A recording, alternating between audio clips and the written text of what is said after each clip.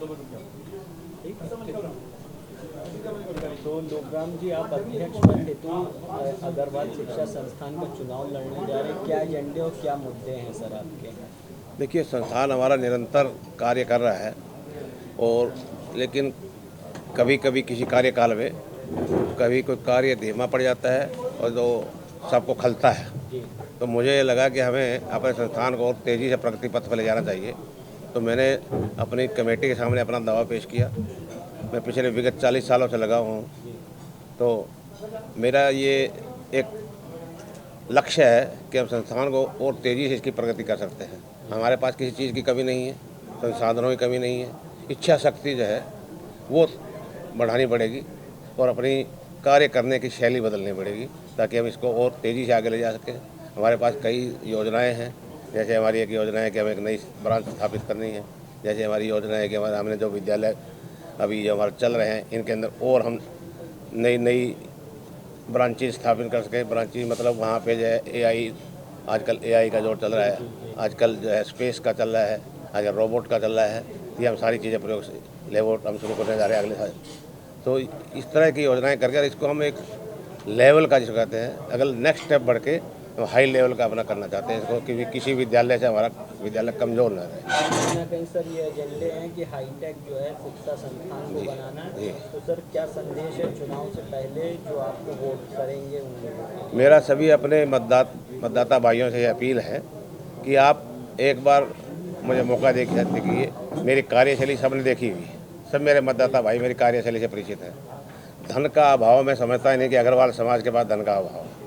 वो दुनिया की संस्थाएं चला रहे हैं। अग्रवाल समाज अपनी संस्था के लिए उसको पैसे की कमी है ही नहीं। मैं तो एक बार निकलता हूँ तो जितना चाहिए उसे 20% फालतू मिल जाता है। तो पैसे की कमी नहीं है, हमें एक अपनी इच्छा शक्ति और हमारे मतदाताओं को पूरा समर्थन बैक से चाहिए। बस कोई कार्य की कमी नहीं है। आप कितना ही चाहे बड़ा प्रोजेक्ट हाथ में लें, हमारे यहाँ धन का अभाव नहीं रहने वाला। ये महालक्ष्मी हमारी कुल देवी है अग्रवालों की, ये समझिए आप। तो कहीं ना कहीं इसमें हज़ारों जो हैं वोट करने वाले लोग जो हैं वो किस चीज़ों को यानी कि नया करने के लिए या किस तरह के यानी कि उनकी क्या सोच है वोटर्स की? मतदाताओं के हमारे भाइयों की ये सोच है कि हम कई सालों से ये वायदा कर रहे हैं कि हम नई ब्रांच लगाएंगे। उनकी जो इच्छा पूरी नहीं हो रही है। पिछली बार भी वायदा किया गया था, नहीं हो पाई। उससे पीछे भी वायदा किया, नहीं हो पाई। उनको ये विश्वास है कि लोकराम अग्रवाल अपनी पूरी टीम के साथ, अब की बार जो हमारी टीम है बड़ी एनर्जिक टीम है, तो उस अपनी पूरी टीम के साथ जो आ रहा है उनके साथ इस वायदे को हर हालत में पूरी करेगा और मैं पूरी करके भी दिखाऊंगा। ये अगर ऊपर वाले का कोई मेरे प्रति कोई विशेष कोई विपरीत मेरी कोई चाल ना हो, भाग्य ने लिख रखी है कोई, तो नहीं तो ये मतलब बाकी नहीं रहने वाला काम, ये हर हालत का काम। ठीक सर। ये अग्रवाल शिक्षा संस्थान पिछले 90 वर्ष पुरानी एक संस्था है जिसके प्रत्येक 3 वर्ष में चुनाव होते हैं। पिछला चुनाव 2021 में हुआ था, अब 2021-24 में इसका चुनाव हो रहा है जिसकी कार्यावधि 2027 तक होगी। इस संस्थान के 1389 वोटर हैं लगभग जो इस मतदान के अंदर भाग लेंगे। इसमें से कुछ सदस्य हमारे लखनऊ के बाहर के भी हैं, वो भी सब वोट डालने के लिए बाहर से आ रहे हैं, विभिन्न प्रांतों से भी आ रहे हैं, विभिन्न शहरों से भी आ रहे हैं। हमारे यहाँ 37 प्रत्याशी इसमें चुनाव में हमारी टीम से लड़ रहे हैं, यानी 37 पदों पर चुनाव होगा।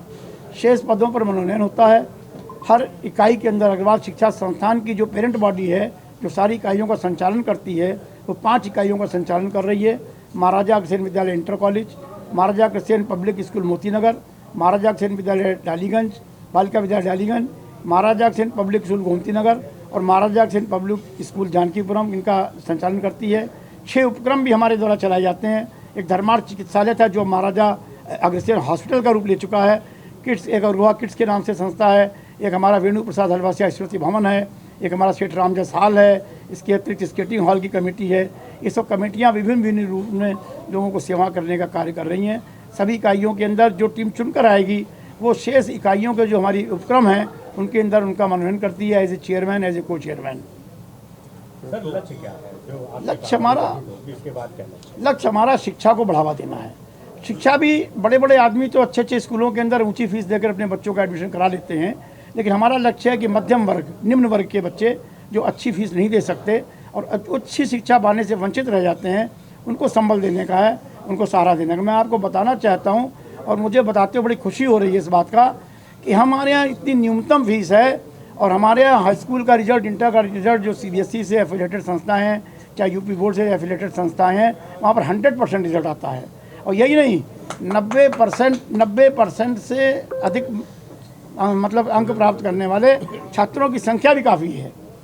हम इतनी कम फीस लेकर इतने इंफ्रास्ट्रक्चर के अंदर बच्चों को पढ़ाते हैं और मैं तो दावा करता हूँ कि जो लॉरेटो और ये जितने भी आपके क्रिश्चियन कॉलेज से जुड़ी संस्थाएं हैं जो 1-1 हज़ार बच्चों का एडमिशन लेकर मात्र 100 बच्चों को केवल अपनी एडमिशन देती हैं, मतलब कहने का कि वो बिल्कुल क्रीम छांट के लेती हैं। 100% मार्क्स वाले बच्चों का एडमिशन लेकर 100% रिजल्ट देना कोई बड़ी बात नहीं है, उसमें कोई उनकी वाहवाही नहीं है। हम किसी बच्चे का टेस्ट लेते हैं, लेकिन अगर बच्चा कमज़ोर है तो उसकी शिक्षा पर विशेष जोर देते हैं टीचर्स को लगाकर, लेकिन कमज़ोर तो उसका भी एडमिशन लेते हैं, उसका भी दाखिला लेते हैं और उन बच्चों को हम 90% मार्क्स दिलाकर ऊंची शिक्षा पहुंचाने का काम करते हैं। आज लखनऊ अग्रवाल इंटर कॉलेज हो, चाहे महाराजा से पब्लिक स्कूल हो, इसके पढ़े हुए छात्र पूरे भारतवर्ष के अंदर बड़े बड़े ऊंचे पदों के ऊपर हैं। मुझे विश्वास है कि संस्था इस तरह आगे बढ़ती रहेगी। और पिछले कुछ वर्षों से हम लोगों ने शिक्षा की चैरिटी के साथ साथ चिकित्सा को भी जोड़ने का काम किया है। इसी संबंध में हमने बड़ा हॉस्पिटल तैयार किया है। भविष्य में लखनऊ में बहुत अच्छा मल्टी स्पेशलिटी हॉस्पिटल तैयार करने की हमारी योजना है। उस माध्यमिक पाठशाला को धीरे धीरे बढ़ाकर सरकार द्वारा मोती नगर के अंदर एक बड़ी जमीन उपलब्ध कराई गई उनके प्रयासों से, और उस पर सबसे पहले महाराजा सेन इंटर कॉलेज, जिसको किसी समय में अग्रवाल कॉलेज के नाम से जाना जाता था, और क्योंकि सरकार द्वारा इस समय प्रतिबंध लगाया गया कि जातिवाचक शब्दों से कोई इकाइयाँ संचालित, शिक्षण इकाइयाँ संचालित नहीं होंगी, तो सब पर बैन लगाया गया। तब इसका नाम महाराजा सेन इंटर कॉलेज रखा गया, जिसके अंदर हजारों की संख्या में बच्चे शिक्षा प्राप्त कर रहे हैं, उसका लाभ उठा रहे हैं। हमें इन इकाइयों से कोई आमदनी नहीं होती, न हमारा उद्देश्य इन इकाइयों से किसी प्रकार की आमदनी प्राप्त करने का है, बल्कि हमारी जो इकाई है अग्रवाल शिक्षा संस्थान मैनेजमेंट कमेटी कह रही है उसको, वो इसके अंदर समाज से लाए हुए पैसे के धन को वहाँ लगाने का काम करती है। वर्तमान में जितने भी गवर्नमेंट एडेड कॉलेज हैं उनकी स्थितियाँ ये हैं, इन्हें तो सरकार की तरफ से स्वीपर मिलते हैं, न गेट कीपर मिलते हैं, न लैब टेक्नीशियन मिलते हैं, न ऑफिस क्लर्क मिलते हैं। यहाँ तक कि शिक्षकों और शिक्षिकाएँ भी बहुत श्रम और बहुत मेहनत के बाद मिलती हैं। ऐसी स्थिति में हम गार्डनर हो, चाहे माली हो, और चाहे उसके देखरेख के लिए हमें स्वीपर हो या जमादार हो या गेट कीपर हो, ये सब हमारी शिक्षा संस्थान की इकाई अपने पैसे से वहाँ पर लगाती है।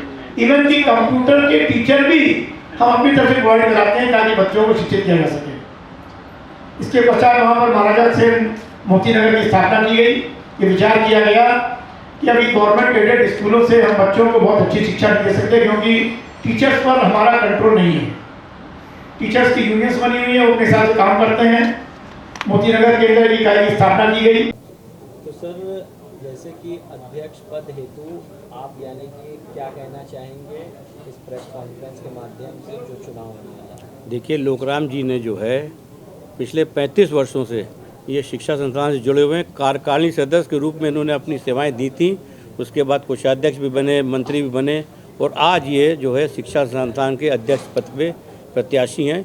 इनकी पूरी टीम, क्योंकि जितनी भी टीम है 2021 से 24 में जो भी अध्यक्ष मंत्री थे, सारी टीम रिपीट हो के और इनके साथ जुड़ी हुई है। पूरी टीम 37 लोग जो हैं उनमें से 10-12 लोग न हैं, बाकी पूरी टीम 21 से 24 वाली जो टीम थी वो इनके साथ जुड़ के, इनके कंधे से कंधा मिला के इनके साथ चुनाव लड़ रही है। हम लोगों की योजना यही नहीं है, हमारी तो law college, engineering college, MBA college ये भी योजना में है। हमारी योजना ये है कि हमारे जो CBSE के स्कूल हैं, अभी तक हम उनको 12वीं की जो है शिक्षा दे रहे हैं। ये बच्चे अपनी भविष्य की पढ़ाई के लिए ये कोचिंग में जाते हैं, एलन कोटा जाते हैं, JEE मेंस में जाते हैं। हमारी कोशिश ये कि हमारे पास बिल्डिंग का इंफ्रास्ट्रक्चर है, 2 बजे के बाद स्कूल खाली हो जाता है, उस बिल्डिंग का इस्तेमाल नहीं होता है। तो हम इनके साथ पार्टनरशिप करके बच्चों को कोचिंग अपने स्कूल में ही देना चाहते हैं, और इनके साथ वो बच्चे जो बाहर जाके पता चला हमारे स्कूल से छुट्टी के बाद वो गए घर, उसके बाद वो फिर शाम को जाते हैं कोचिंग में, वो कोचिंग हम अपने स्कूल में देना चाहते हैं कि बच्चों को स्कूल के बाद वहीं पर कोचिंग भी मिल जाए और सस्ते दामों में मिल जाए। सर, कहीं ना कहीं इस चुनाव के बाद एक अनोखे तरीके से शिक्षा क्षेत्र में काम करने की? हम लोगों की इच्छा तो यही है, दृढ़ इच्छा ये है कि हम अपने बच्चों को, विद्यार्थियों को उचित दाम पे अच्छे इंफ्रास्ट्रक्चर के साथ स्वच्छ वातावरण में अच्छी शिक्षा प्रदान करें, और उसका रिज़ल्ट भी हम लोगों के सामने आ रहा है। हमारे जितने भी स्कूल चल रहे हैं सीबीएसई के, सब में 100% रिजल्ट सीबीएसई में आया है, चाहे वो हाई स्कूल का हो चाहे वो इंटर का हो, 100% रिजल्ट आता है। ठीक सर, बहुत बहुत किया है कि रमजान साल जो कि पूर्णतया प्रतिध्वनि निरोधक, वातानुकूलित एवं नवीनीकृत किया गया है। पिछले कार्यकाल में संस्था द्वारा सभी इकाइयों के उत्कृष्ट प्रदर्शन के चलते संस्था में लगभग 350 नए सदस्य जोड़े गए हैं। जब संस्था इकाई किसी भी संस्था की ओर जब अच्छा कार्य करती है